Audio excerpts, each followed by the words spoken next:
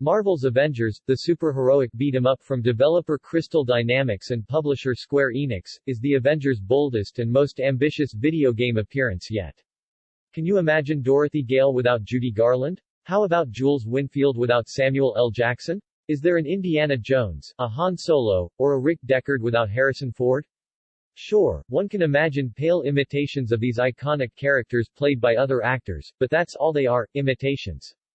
Over the course of Avengers' excellent single-player campaign and constantly evolving multiplayer missions, you'll step into the boots of many of Marvel's most popular heroes to bash villains, collect loot, and see what life is like as one of the most popular characters on the planet. But Avengers isn't just a watershed moment for Earth's mightiest heroes. It's also a big coming-out party for Kamala Khan, the Avenger better known as Ms. The most memorable roles in movie history were created by writers, directors, costumers, and cinematographers working in harmony, but without the right person donning those costumes, reading those lines, and being framed in those shots, it's all for naught. These perfect pairings of role and actor seem inevitable, but they're anything but. In fact, sometimes actors who go on to play a character that will make them famous get there by auditioning for an entirely different role. Marvel, and the actor who plays her, Sandra Saad. Legendary villains have their roots in actors trying out for the role of the hero, and unforgettable do-gooders are sometimes born from auditions for bad guys. Since Kamala's comic book debut in 2014, the teenage fangirl with shape-shifting powers has headlined comics, won awards, and appeared in multiple cartoons. These are the actors who landed an entirely different role than the one they auditioned for. Ewan Rheon auditioned to play a different bastard Jon Snow wears many hats over the course of Game of Thrones. He's a bastard, a king, a member of the Night's Watch, a beloved brother, and an unlikely wildling. Now, as the campaign's lead character, she's been thrust into the spotlight like never before. Kamala Khan is the heart and soul of Marvel's Avengers, and before the story is over, she's almost certain to win you over. In this exclusive interview, Call of Duty, The Elder Scrolls, and Fallout veteran Saad discussed what Ms. Kit Harington made every moment of the character's journey believable, whether he was commanding troops or learning of his own royal parentage.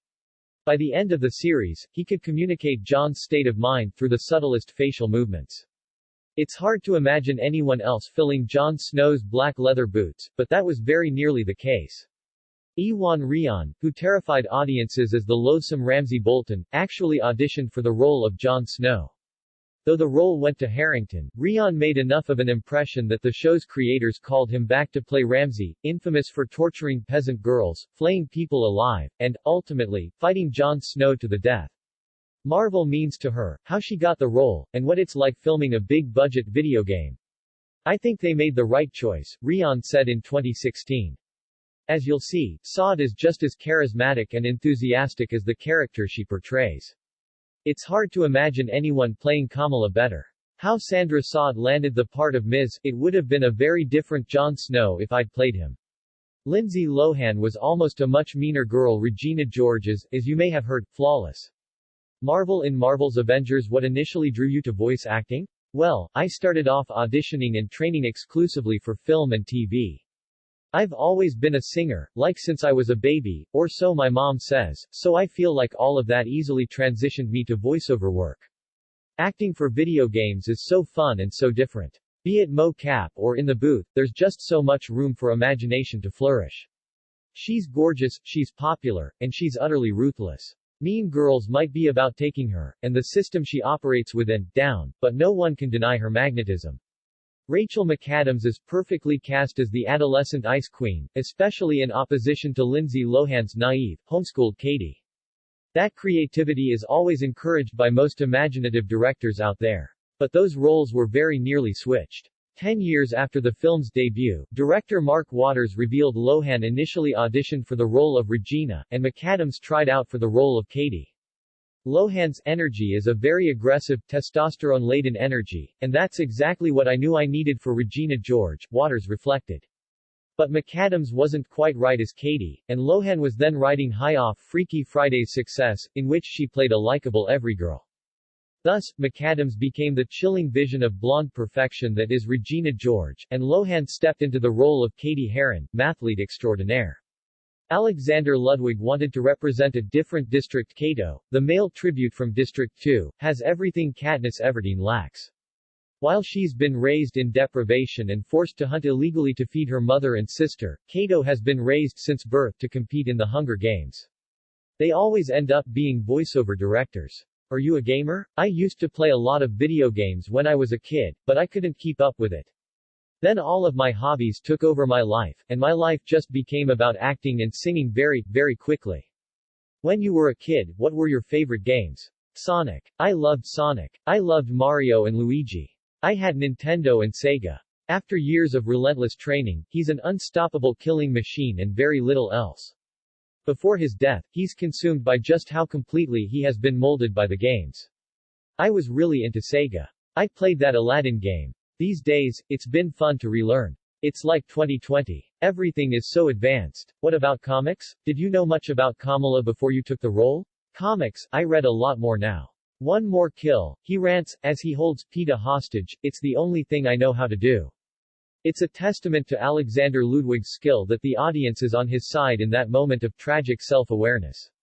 Before, I was more familiar with other characters, but Kamala, I didn't know much beyond what I read on those audition scripts. He has, after all, spent the rest of the movie trying to murder our heroine. But Ludwig's skill was originally going to be put towards a very different role, kind, even-tempered Peeta Malark.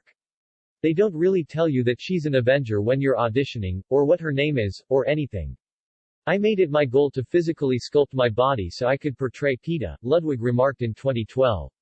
Though he didn't end up playing the baker's boy from District 12, he did find much to enjoy about playing Cato.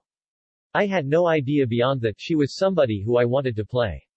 As he sees it, it's fun playing the bad guy once in a while. I could tell right away that she had internal conflict, that she was spunky, and that she was a good person. I just wanted to play her, whether or not I knew anything else beyond that. What was the audition like? I just thought it was a film or TV audition. I got to really experiment with a side of me that I've never seen before. Rainn Wilson could have been the regional manager Bears. I didn't know. It's so secret. Beats. Battlestar Galactica. Dwight Schrute is a man so strange and singular, these three nouns have come to symbolize him. You know, it's an Avengers project. No, I had no idea. They mic'd me up, and I was in front of a green screen. It was very high-tech, and they were looking at all kinds of things that I wasn't used to. I knew there was really something different about this. Dwight is a farmer, a StarCraft enthusiast, a megalomaniac, and a passionate devotee of mustard-colored button-down shirts. They were looking at all my facial movements and the way my voice sounded. It's impossible to imagine anyone but the incomparable Rainn Wilson playing the role, yet that was very nearly the case. Yeah, it was different, man. I went back a lot for callbacks. That was another thing that I wasn't really used to. Usually, you go in for a callback or two, and then you meet with the exec and that's it. I was like, man, what is this? Film, TV, web series? What is it? A video game? It didn't feel like a video game audition, because you usually just send in an audio clip. What was it like when you learned you were going to be a superhero? I didn't believe it. Even more shockingly, Wilson initially auditioned for what might just be the only Office character more iconic than Dwight, Michael Scott. Wilson revealed in a 2013 Nepalese Rupees interview that he did indeed audition for the role of Michael, and that he's deeply embarrassed by his audition tape. I just basically did my Ricky Gervais impersonation because I really didn't know what to do with the character, he lamented. But Dwight was another story entirely. I knew Dwight was the one that was right in my wheelhouse. I was like, this can't be actual Marvel. And I was like, oh, let me at this one. The rest is history, muddy, beat-stained, Schrute-buck-littered history. Eddie Redmayne auditioned for a different, darker wizard as Magizoologist Newt Scamander. Eddie Redmayne leads the Fantastic Beasts movies with quirky charm. This has to just be based on Marvel. Because I've auditioned for stuff like that before, where it's like, oh, loosely based on DC, loosely based on Marvel, loosely based on whatever. I didn't let myself believe it until I got on the mocap stage and met the Marvel people, and I was like, oh, this is for real. Oh, you're playing the Hulk? Okay, cool. Why Sandra Saad thinks Ms. but he almost played a very different character in the Harry Potter universe, Lord Voldemort himself. Specifically, Redmayne auditioned to play Tom Riddle, Voldemort's teenage self in Harry Potter and the Chamber of Secrets. Marvel is so special. Kamala is a relatively new character, but she's become a fan favorite pretty quickly. What do you think the reason for her popularity is? She's super relatable. We can all see parts of ourselves in a 16-year-old fangirl with an internal struggle of like, do I be myself, or is that weird? We can all relate to that. Is there anything about her that you relate to specifically? We're very similar in a lot of ways. It's easy to picture Redmayne in the role, as strange as that may sound. Both Riddle and Scamander require a certain aloofness, though Riddle's comes from simmering sociopathy and Scamander's comes from sheer obliviousness. Yet Redmayne's audition did not, apparently, go well. I properly failed and didn't get a call back, Redmayne told Empire in 2016. I have a lot of the same internal struggles. Over the years, I always hoped I might be cast as a member of the Weasley family, but unfortunately not. Seeing Redmayne play uptight Percy, adventurous Charlie, or dashing Bill of the Weasley clan would indeed have been fun, but nowadays, fans can't picture him playing anyone but the wonderfully weird Newt. Ashley Greene tried out for a totally different Twilight character Alice Cullen, an immortal vampire with the ability to see the future, is one of the Twilight series' most truly likable and supportive characters. I feel a lot of those internal struggles of like, oh, is what I like weird or is it normal, or all of those things. Also, being a first-generation American, it goes kind of hand in hand. When Bella turns 18, it's Alice who organizes her birthday party. Growing up, you don't exactly feel at home at home. You don't exactly feel at home at school. When the villainous Volturi move to take Bella out, it's Alice who convinces them to leave her alone. On Bella's wedding day, Alice is there, ready with makeup palettes and curling irons. The things that my American friends liked, I was like, I don't get this. When I went back home to where my family's from, I was like, I don't get any of this either. You don't exactly feel at home anywhere. I read the comics, and there's this one arc where she goes back home to where her family's from, and she has that struggle too. I related to it so hard. Ashley Greene plays her with elfin aplomb. Alice, in her hands, is compelling enough to helm her own series of movies. However, Greene originally auditioned for the role of Bella, and she was disappointed when she didn't get it. But all was not lost, as Greene was brought back to audition for the role of Alice. I was like, yeah, I feel you. I worked more on it, that was all I did for a couple of days before I went in, she recalled in 2009. I came in probably like 5 times before I actually got the role, and then I went home for Christmas and literally just had to wait and wait. As far as the fans are concerned, it all worked out for the best. I don't get it either. You know, there's a never-ending struggle of like, oh, man, who actually am I? It's hard to find people who will completely accept you for all of the things that make you different, and you live so much of your life being like, okay, am I weird or am I not? Or like, what exactly am I? I think when Kamala sees that her heroes accept her for who she is and encourage her to be who she is, it really means a lot to her, because they're not classmates or whatever, they're on another level. Who else could have brought Alice to such lovable life? James Franco auditioned to play a Marvel good guy as Harry Osborn. James Franco plays one of the Spider-Man trilogy's most complex characters. These are her heroes. He's Peter Parker's best friend, the son of a respected businessman, and, for a while, Mary Jane's boyfriend. As time goes on, however, he loses every one of those distinctions. I haven't met my Bruce Banner, but I understand that struggle that she has. What would you say the biggest lesson that you've learned from Kamala is? What has she taught you? She's taught me a lot. Spider-Man 3 sees him sink into madness as the new Green Goblin, yet it also sees him learn the error of his ways. By the time the movie ends, his legacy is as tangled as a spider's web, and, in the wake of his heroic sacrifice, all that's left of him. Franco originally intended to put his talents towards a very different character, however. Yeah, we're talking about Peter Parker, the series' headlining hero and Harry's BFF turned mortal enemy. I feel like every time I read a new comic book or every time I have a new script, I learn a new thing about her, but I admire Kamala's hope and her perseverance.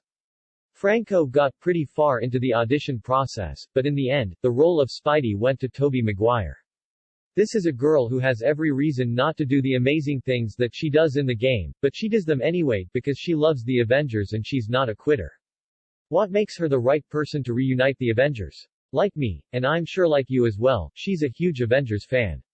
She knows the Avengers' strengths, their weaknesses. However, Franco clearly made an impression, as he and Sam Raimi conferred on a phone call that convinced the director to bring Franco on as Harry, a role that few fans could imagine without him. Chadwick Boseman tried out for a very different MCU role. Unlike so many Marvel heroes, T'Challa isn't quick with a quip. The star of Black Panther is, in fact, one of the few MCU characters who seems to truly think before he speaks, perhaps because he's a king, and unlike, say, Thor, particularly conscious of his power. She knows everything about them. She writes Avengers fanfic, but most importantly, she believes in them. What it was like recording for Marvel's Avengers. Did you have any fight training or stunt training for the motion capture work? Well, I did yoga. I did my own stretches and stuff, but I have to credit my amazing body double. She takes on really tough stuff for me, but at the same time, I had to do some stuff. Informing Kamala's abilities by looking at Crystal Dynamics' combat design for her really helped.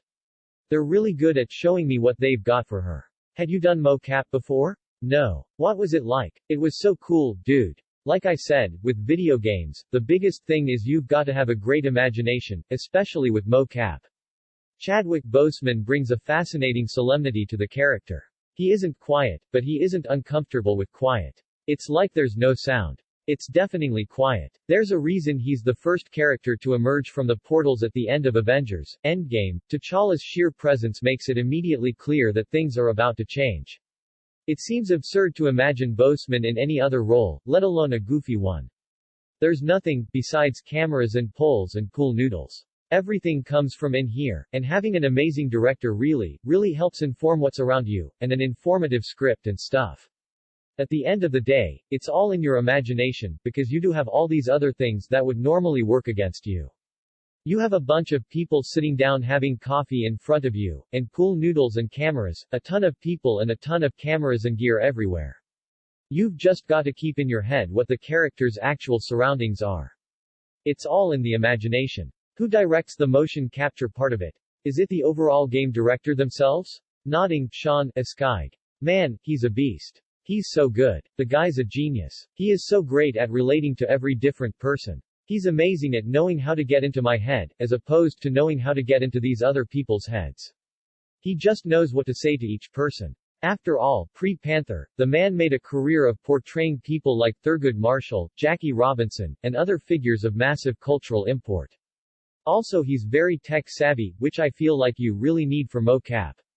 But in fact, Boseman originally auditioned to play Drax. He knows exactly what to ask for from a cameraman versus an audio person, versus his visual effects crew. The guy is very smart. Were all of the actors filming together, or did you film individually? We filmed, for the most part, together. Yeah, that's right, Drax from Guardians of the Galaxy, the guy who thinks he becomes invisible when he stands still.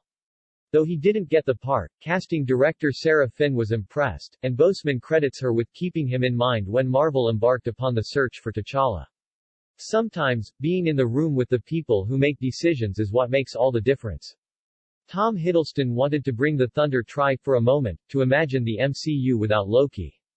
Would Thor have ascended to the throne of Asgard on the first try? No pivotal life lessons about humility and sacrifice learned? Would the Avengers ever had something to avenge? Would the Hulk have found some other god to smash around and call puny?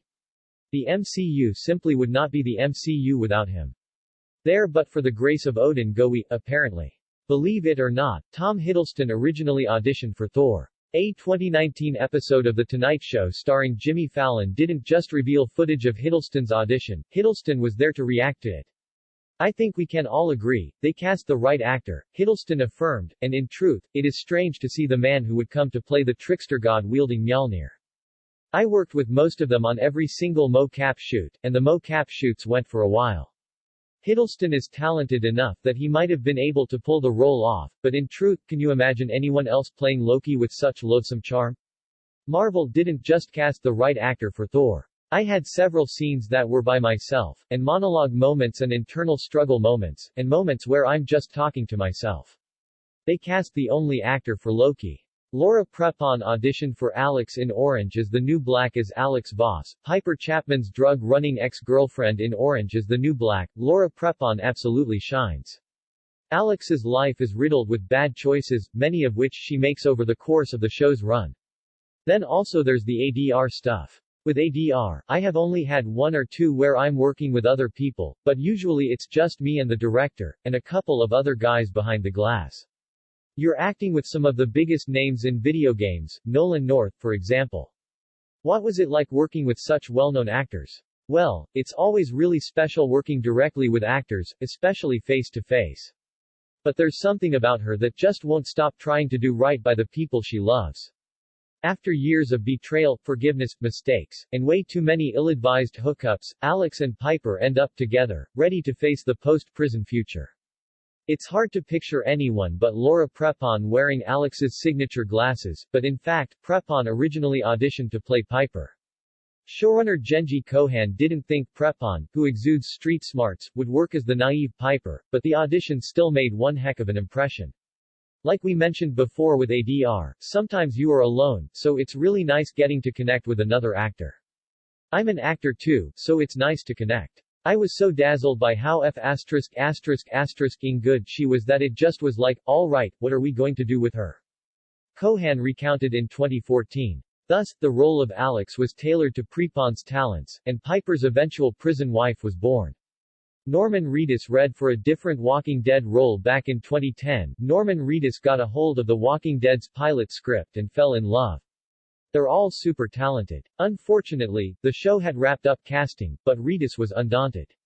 I was like, just get me in the room. I'll go in and do a guest spot, the actor told GQ in 2014. Like you said, they're giants in the industry, and it's just really nice to experience each one of their different processes on stage and to see them go from person to superhero in seconds. As an actor, what is the biggest lesson that you learned from this project? Wow. What all that gear feels like. It sounds silly. Eventually, Reedus was brought in and asked to read some of Merle Dixon's lines. Admittedly, saying that feels silly, but you never think of what all that mocap gear must feel like until you have it all on. It took me, probably, a whole day to get acclimated to the weight of it. A lot of it can obstruct from an otherwise natural performance. The character had already been cast with Michael Rooker, but Reedus made an impression so deep that Frank Darabont, who developed the original comic for TV and acted as showrunner for the first season, created the character of Daryl for Reedus. Moreover, Reedus was given a tremendous degree of freedom to interpret the character as he wished, a freedom that, by all accounts, remains in Reedus' hands. After working with all those people who've done it a million times, you're quickly out of that. As Daryl has deepened with every passing season, it's only become more and more clear how correct Darabont was to bring Reedus into the zombie fighting fold and how right Reedus was to pursue a place in the series. You're quickly, oh, yeah. I know. That's fine. I'm just normal Sandra, walking now. Which also, I feel like, is especially cool about the stunt people. They're stunt people normally, but if they can also be stunt people in all that gear and move like a regular body, it's so impressive. How long was the shoot? I don't remember. I'd say a few years, super off and on. It was pretty sparse, for me at least, but I don't know how long they have been working on it. Crystal Dynamics has been chomping away for a while. What it's like for Sandra Saad to be part of the bigger Marvel community. If you could have any superpower, what would it be? I would like superhuman intelligence. Hopefully, then you'd know how to solve all the world's problems. Also, I'd know like every piece of movie trivia. You'd know how to play it. I'd probably go nuts with all that information, but I don't know. I think it's worth it. Besides Kamala, do you have a favorite Marvel character? Besides Kamala, I go back and forth between Thor and Iron Man. I play a Marvel character, so I've done a lot of studying about the Avengers and the different Marvel characters. I love so much about so many, but I go back and forth between those two because Thor is mad funny without meaning to be, and he doesn't want to be, but he is. He's a god who gets dropped down to earth. That's funny. I'm a sucker for comedy. Iron Man is brilliant. He's tough on the outside but soft on the inside. I don't know. I think I'll have my answer one day, but I might still have one. Ms. Marvel is set to star in her own Disney Plus series, she's featured in cartoons, and so on. People are going to play her after you. Do you have any advice for the next actor to take on this role? Kamala is so relatable. When you allow yourself to just be affected by those similarities, then you're easily moved. Also, have fun, because she's fun. Have you interacted with the fans much? Just at New York Comic Con and a little bit online, but there's nothing like meeting fans in person. Between you and me, every time I get on that stage with Sean and with those incredible actors, I say to myself, this is the best day I've ever had in my life, because Kamala is such an incredible character. I'm honored to play her, but she goes through so much. It's just such a rewarding role for an actor that I always feel like the best days of my life can't be topped, until I go in again. Then I met the fans, and I was like, Kamala's fans were amazing, because they like something so pure and so beautiful. Then slowly, the game hadn't even come out yet, but I had fans. I'm like, you guys like me already. It's really cool and it's really rewarding. I want to meet fans so bad. This whole COVID thing is stopping that from happening. It's been a bummer, but hopefully I'll meet them someday. Is there anything that you haven't been asked about this project yet that you'd like to talk about? I think what I've always wanted to talk about was what I told you about Sean. I feel like people don't really know how much he does, and he does so much. That worked with me. I like a pretty decent amount of direction, just in all the studying I've done. I studied at UCB and Groundlings a lot. I've done a lot of comedy training and I've worked with a lot of people, directors and stuff. Sean is something else. His team, Sean and Dave, he's a great director and he works so hard. He has been really great about allowing everyone to be imaginative and allowing everyone to be as creative as they can within the scope of their character. When you give that to a smart artist, or when you give that to somebody who is as passionate an actor as Troy, for instance, then you really get something beautiful. This process has really been beautiful and special because of that, I feel, because of how much Sean trusts us and just the working relationship with everybody.